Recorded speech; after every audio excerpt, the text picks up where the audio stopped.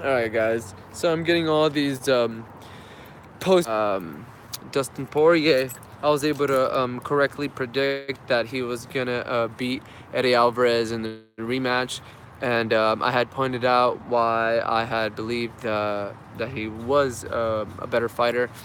And I believe that in the rematch he showed that. It was again controversial in the aspect that Eddie Alvarez went for an illegal blow, and it was a compromising position for Dustin. And what I mean by that is he was getting dominated in the wrestling department because Eddie had been able to get the mount, and he had the mount up against the fence. And when he had the mount up against the fence, what he was able to do, he was able to somehow stifle Dustin's movement, but he made a tactical error. He made a mistake where he went for a downward elbow, and in MMA, you're only allowed to do these types of strikes.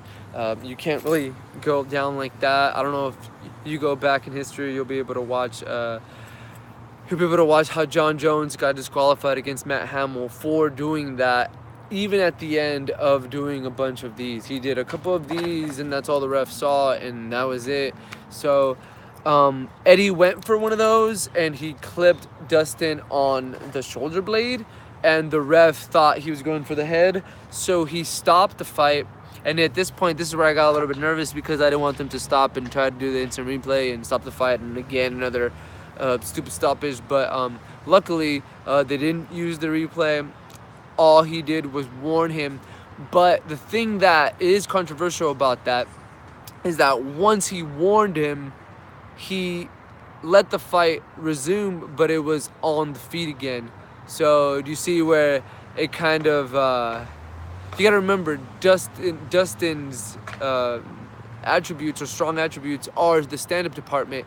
So if you let said fighter go back to his strength as opposed to putting them in the same position that they were, because all you're doing is warning a fighter. Do you get what I'm saying? If that's what you're doing, you're warning someone, you're letting them know. So I could see, how a lot of people are gonna, complain about that. But at the end of the day, don't be a dirty fighter.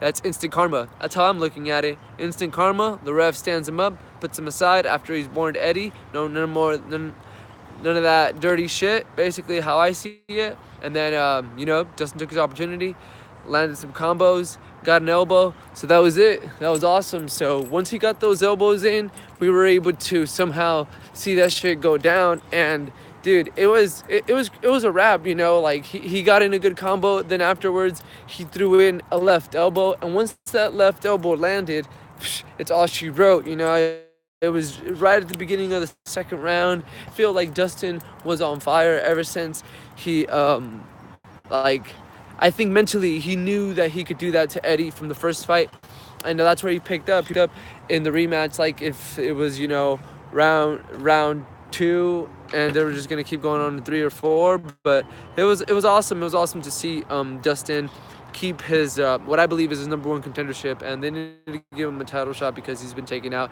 as he says, many former champions. So it's his time. So big ups to Dustin Poirier, and man, let's see what the Diamond has in store for the rest of the year.